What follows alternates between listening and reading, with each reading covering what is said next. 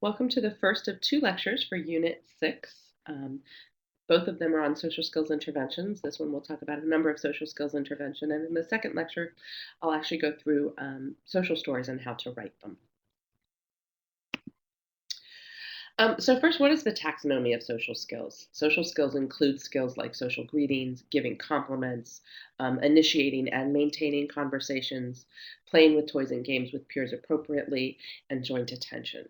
So these are all issues that individuals with autism may have, and they they are important social skills to have, so that ones that we may actually want to direct and support and provide intervention. Um, there's a number of different evidence-based methods for giving instruction in social skills. Those include cognitive behavioral interventions, it includes cognitive scripts, peer mediated social skills training, video modeling or video self modeling, pivotal response training, theory of mind, and social stories, which we will cover in the next lecture. Cognitive behavioral interventions are actually looking at the cognitive processes that can mediate interpersonal behaviors. So you're teaching social problem solving and recognitions of emotions in a cognitive way so that it can influence behavior. Um, Using cognitive behavioral interventions can teach that social problem solving and understanding emotions. It can help lead to successful social adjustment. So it can allow individuals to better interpret what is happening. Usually, these strategies are done with individuals who are higher functioning.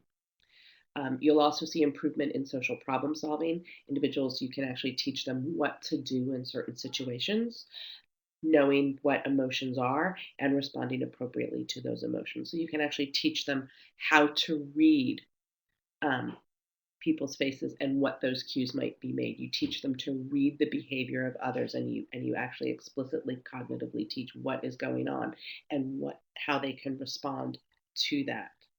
Um, and when cognitive behavioral interventions are done, we see an increase in participation, initiation, initiating interactions and activities, and cooperation. So, particularly for individuals who are on the higher level with good language skills and good intellectual understanding, this can be a really effective intervention for them to learn how to appropriately behave in social situations.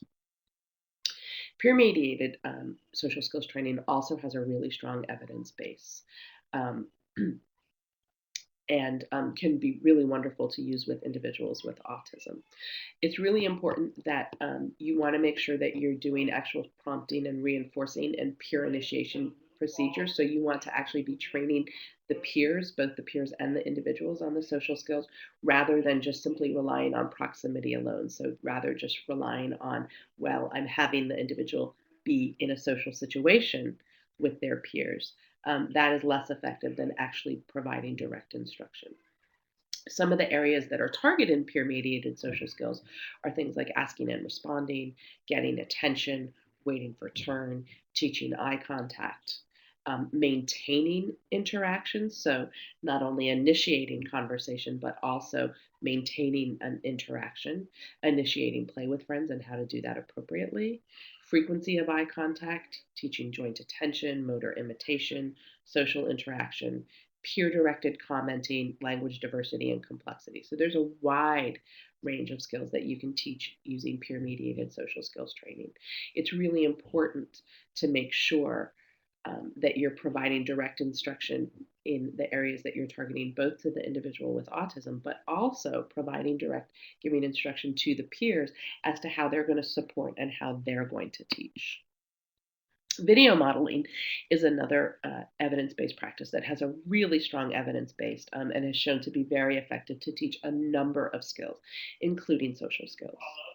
And what you're doing with video modeling is you're demonstrating the desired behaviors through a video representation of the behavior. So, usually, what happens is the individual with autism will watch a video demonstration and then imitate that behavior. What's nice about it is that the individual can go back and play and replay that demonstration over and over, and they're seeing it the same way every time. They can pause it at specific points, they can ask questions, you can point out specific things. So it can actually, in many ways, work even better than role modeling. Role playing. Role playing can be an effective technique as well, but video modeling adds a little component that can make it even more effective and easy for the individual to understand.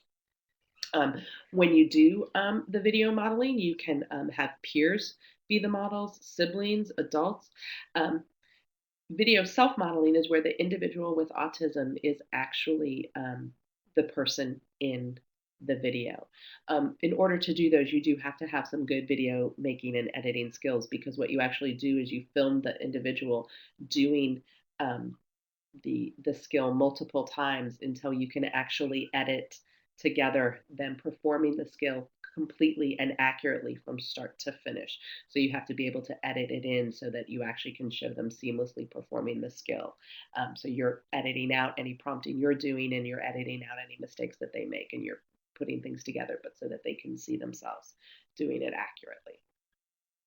Um, One thing that's nice about video self modeling is that it enables them to imitate it because they see themselves successfully performing the behavior. So that can be a nice aspect if you have those video skills to do so. Pivotal response training teaches a number of skills, but social skills are an area that it targets, and it works on two behaviors that are pivotal in teaching children with autism. So first, motivation, and then being able to respond to multiple cues. It's applied in natural settings, and it incorporates child choice. So you're always, and that's part of the motivation, you're always working with things that the child is already interested in. Um, it's a useful strategy for teaching joint attention skills, play skills, and initiation skills. Um, there has been some research to show that children may have an easier time learning play skills than joint attention skills. But it is a very successful strategy, and it can work really well in teaching social skills for individuals with autism.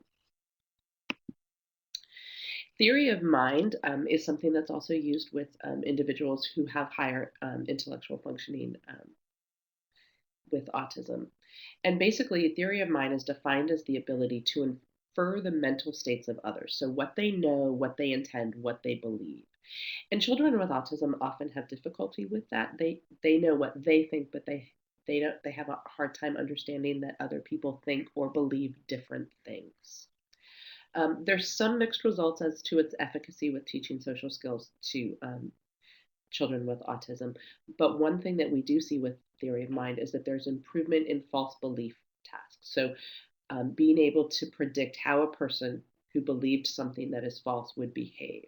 So an example of that would be you would have an individual with autism and a researcher in a room, and somebody would come in and with a can of Coke, say, and put it on the table that they're sitting at, and then that person would leave the room, and then the researcher would take the soda and would move it somewhere else.